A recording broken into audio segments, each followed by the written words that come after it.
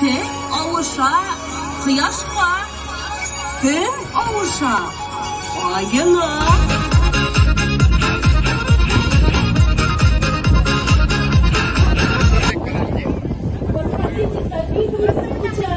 Esenlik, sağlık dilerim, selametlik, büyük zor rahmet hizmetiniz için. Gelecekte de rayonumuz, rayon halkı birden bulsun.